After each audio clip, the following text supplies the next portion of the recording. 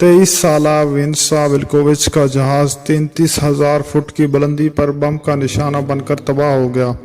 तमाम मुसाफिर मारे गए मगर विंसा मुआजिजाती तौर पर बच निकली। आज से ठीक 50 साल पहले एक एयर होस्टेस जहाज के हादसे के बाद 33,000 फुट या 10 किलोमीटर की बुलंदी से गिरी, मगर बाद में अपनी कहानी सुनाने के लिए जिंदा रही।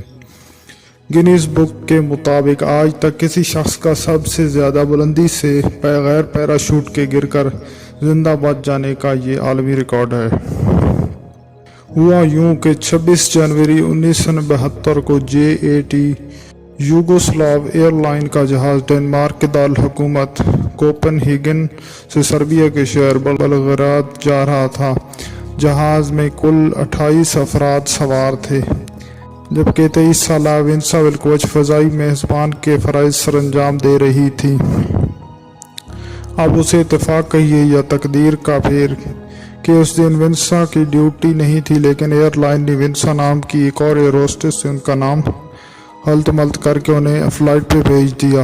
विंसा कहती हैं कि उन्होंने इस गलती की निशानदेही नहीं की। उन्होंने एविएशन की सिक्योरिटी मैगज़ीन को एक इंटरव्यू में बताया कि उन्हें डेनमार्क जाने का बहुत शौक़ था। इस छोटी सी गलती का मतलब ये था कि मुझे पहली बार डेनमार्क जाने का मौका मिल गया। मैं बहुत खुश थी। मैं हमेशा शेरटन होटल में ठहरने के ख्वाब देखा करती थी और मुझे वहाँ एक रात के लिए कमरा मिल गया। अभी जहाज़ कोड़े हुए 1 घंटा गुजरा था और जहाज़ यूगोस्लाविया के ऊपर से गुजर रहा था।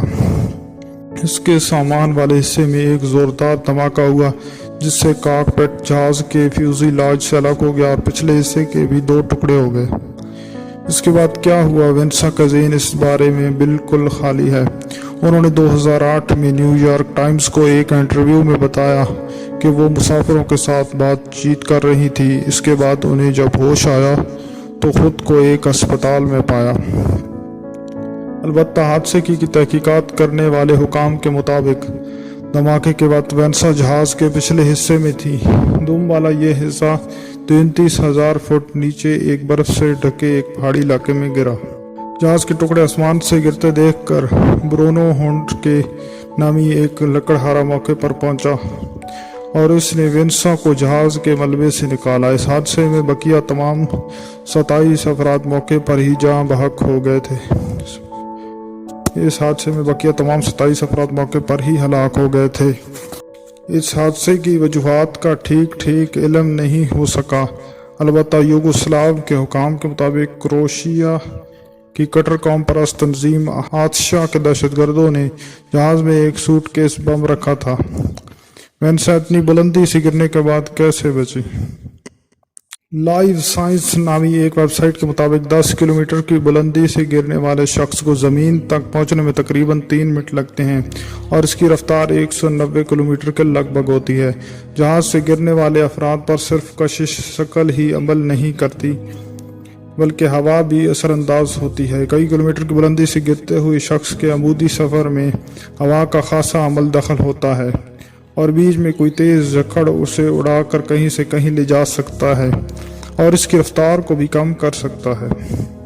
विंसा की खुशकिस्मती ये थी कि वो जहाज़ की दुम वाले हिस्से के अंदर फंस गई थी और ख्याल किया जा सकता है कि परों की वजह से ये हिस्सा लहराता हुआ ज़मीन पर आया होगा और ज़मीन तसादम के वक्त उसकी रफ्तार निस्बतन कम रही होगी। मज़ीद ये कि यह हिस्सा बर्फ़ से ढके हुए जंगल के अंदर पहले दरख्तों से टकराया, फिर बर्फ़ की मोटी तह में आकर धंस गया, जिससे टक्कर की शिद्दत मज़ीद कम हो गई। इसे विंसा की जान बचाने में मदद मिली। एक और वजह यह बताई गई कि विंसा का ब्लड प्रेशर कुदरती तौर पर कम रहता था। उन्होंने इंटरव्यू के दौरान बताया कि जब वो एयर होस्टेस बनने के लिए मेडिकल टेस्ट देने गई तो इससे पहले खूब काफ़ी पी ताकि उनका ब्लड प्रेशर बढ़ जाए और उन्हें फेल ना कर दिया जाए। डॉक्टरों के मुताबिक अगर विंसा का ब्लड प्रेशर ज़्यादा होता तो उनका दिल फटने का इम्कान था। इसके अलावा कम ब्लड प्रेशर की वजह से उनका खून भी आम लोगों की निस्बत कम रहा।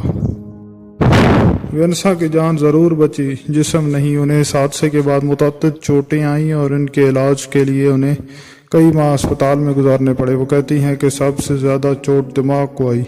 मेरी खोपड़ी की हड्डी टूट गई और रीढ़ की हड्डी के 3 मोहरे टूट गए थे। एक मोहरा बिल्कुल चकनाचूर हो गया, जिसकी वजह से मैं अपनी टांग हिला नहीं सकती थी। इसके अलावा उनकी दोनों टांगें और पेड़ों की हड्डी भी टूट गई थी। रीढ़ की चोटों की वजह से वैंसा कमर से नीचे बदन को हरकत देने के काबिल नहीं रही थी, लेकिन 2 माह बाद वो चलने के काबिल हो गई।